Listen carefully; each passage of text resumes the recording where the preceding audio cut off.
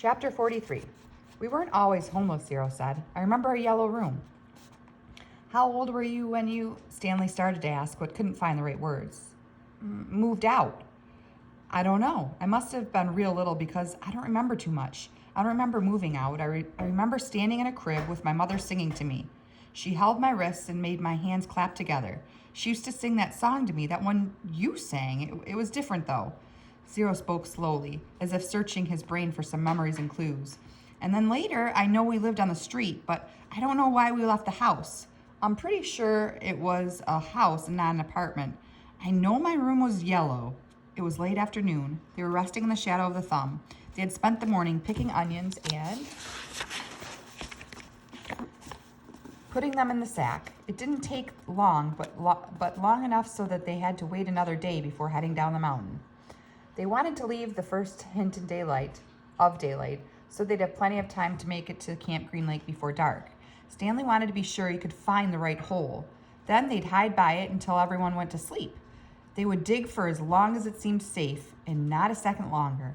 And then, treasure or no treasure, they'd head up the dirt road.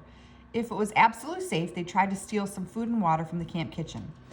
I'm good at sneaking in and out of places, Zero had said. Remember, Stanley had warned, the door to the rec room squeaks.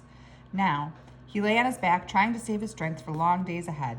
He wondered what happened to Zero's parents, but he didn't ask. Zero didn't like answering questions. It was better just to let him talk when he felt like it. Stanley thought about his own parents. In her last letter, his mom was worried they might be evicted from their apartment because of the smell of burning sneakers. They could easily become homeless as well. Again, he wondered if they'd been told that he ran away from camp. Were they told that they were dead, that he was dead? An image appeared in his head of his parents hugging each other and crying. He tried not to think about it. Instead, he tried to recapture the feelings he'd had the night before. The inexplicable feeling of happiness, the sense of destiny, but those feelings didn't return.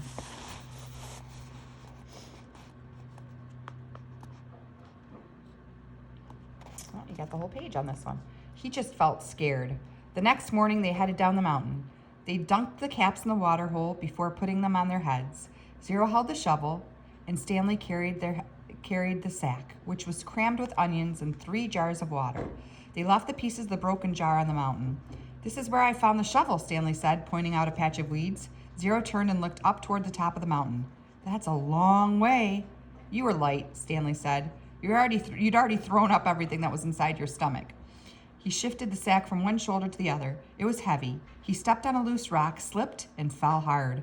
The next thing he knew, he was sliding down the steep side of the mountain. He dropped the sack and onions spilled around him. He slid into a patch of weeds and grabbed onto a thorny vine. The vine ripped out of the earth, but slowed him enough so that he was able to stop himself. Are you all right? Zero asked from above. Stanley groaned as he pulled a thorn out of the palm of his hand. Yeah, he said. He was all right. He was worried more about the jars of water. Zero climbed down after him, retrieving the sack along the way. Stanley pulled some thorns out of his pant legs.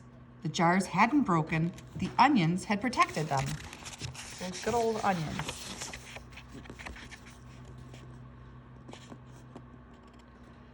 Like styrofoam packing material. Glad you didn't do that when you were carrying me, Zero said. They'd lost about a third of the onions, but recovered many of them as they continued down the mountain. When they reached the bottom, the sun was just rising above the lake. They walked directly toward it. Soon they stood on the edge of a cliff, looking down on the dry lake bed. Stanley wasn't sure, but he thought he could see the remains of the Mary Lou in the distance. You thirsty? Stanley asked. No, said Zero. How about you? No, Stanley lied. He didn't want to be the first one to take a drink. Although they didn't mention it, it had become a kind of challenge between him and Zero. They climbed down into the frying pan. It was a different spot from where they had climbed up. They eased themselves down from one ledge to another and let themselves slide in other places, being especially careful with the sack. Stanley could no longer see the Mary Lou, but headed in what he thought was the right direction. As the sun rose, so did the familiar haze of the heat and dirt. You thirsty? Zero asked. No, said Stanley. Because you have 3 full jars of water, said Zero. I thought maybe it was getting too heavy for you. If you drink some, it'll lighten your load. I'm not thirsty, said Stanley. But if you want a drink, I'll give you some. I'm not thirsty, said Zero. I was just worried about you. Stanley smiled. I'm a camel, he said. They walked for what seemed like a very long time and still never came across the Mary Lou. Stanley was pretty sure they were heading in the right direction. He remembered that when they left the boat, they were headed toward the setting sun. Now they were headed toward the rising sun. He knew the sun didn't rise and set exactly in the east and west, but more southeast and southwest, but he wasn't sure how that made a difference. His throat felt as if it was coated with sandpaper. You sure you're not thirsty? He asked. Not me, said Zero. His voice was dry and raspy. When they did finally take a drink, they agreed to do it at the same time. Zero, who was now carrying the sack, set it down and took out 2 jars, giving one to Stanley. They decided to save the canteen for last since it couldn't accidentally break. That's pretty smart. You know I'm not thirsty, Stanley said as he unscrewed the lid. I'm just drinking so you will. Ha ha ha ha. I'm just drinking so you will, said Zero. They clinked the jars together, each watching the other, poured the water into their stubborn mouths. Zero was the first to spot the Mary Lou, maybe a quarter mile away and just a little off to the right. They headed for it. It wasn't even noon yet when they reached the boat. They sat against the shady side and rested. I don't know what happened to my mother, said Zero. Zero said. She left and never came back. Stanley peeled an onion. She couldn't always take me with her, Zero said. Sometimes she had to do things by herself. Stanley had the feeling that Zero was explaining things to himself. She'd tell me to wait in a certain place for her. When I was real little, I had to wait in small areas like on a porch step or a doorway. Now, don't leave here until I get back, she'd say.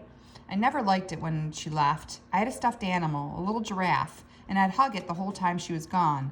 When I got bigger, I was allowed to stay in bigger areas like stay in this block or don't leave the park. But even then, I still had Jaffy.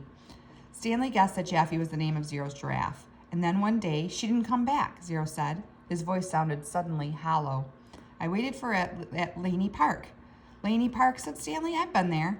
You know the playscape, asked Zero. Yeah, I've played on it.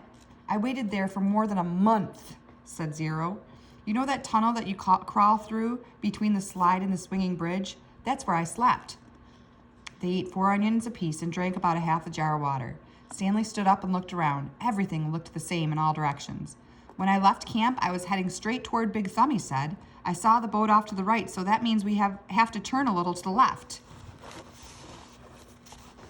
Zero was lost in thought. What? Okay, he said. They headed out. It was Stanley's turn to carry the sack. Some kids had a birthday party, Zero said. I guess it was about 2 weeks after my mother left. There was a picnic table next to this playscape and balloons were tied to it. The kids looked to be the same age as me. One girl said hi to me and asked me if I wanted to play. I wanted to, but I didn't. I knew I didn't belong at the party, even though it wasn't their playscape. There was this one mother who kept staring at me like I was some kind of monster. Then later, a boy asked me if I wanted a piece of cake. But then that same mother told me, go away, and she told all the kids to stay away from me, so I never got the piece of cake. I ran away so fast, I forgot Jaffy. Did you ever find him? For a moment, Zero didn't answer. Then he said, he wasn't real. So I guess that we can infer that he never did find him. Stanley thought again about his own parents, how awful it would be for them to never know if he was dead or alive. He realized that was how Zero must have felt, not knowing what happened to his own mother. He wondered why Zero never mentioned his father. Hold on, Zero said, stopping abruptly. We're going the wrong way. No, this is the right, said Stanley. You were heading toward Big Thumb when you saw the boat off to the right, said Zero. That means we should have turned right when we left the boat. You sure? Zero drew a diagram in the dirt. Stanley still wasn't sure.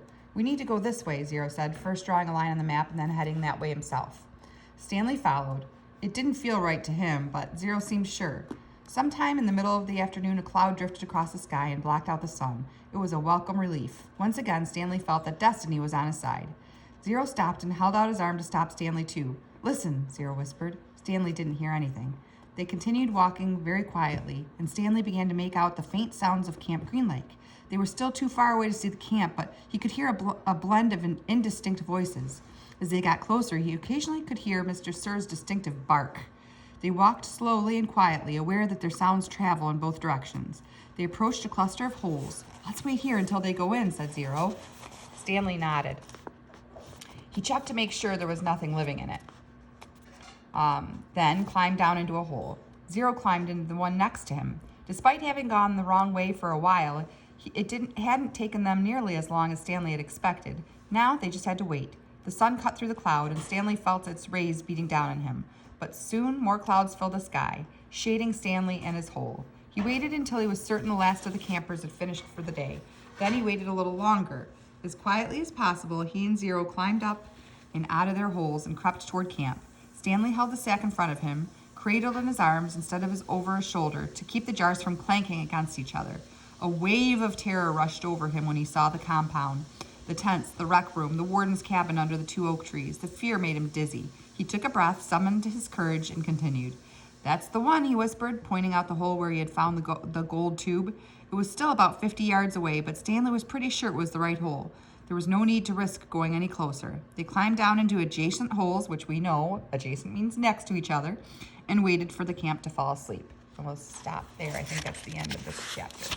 We'll stop there and continue in 1 minute.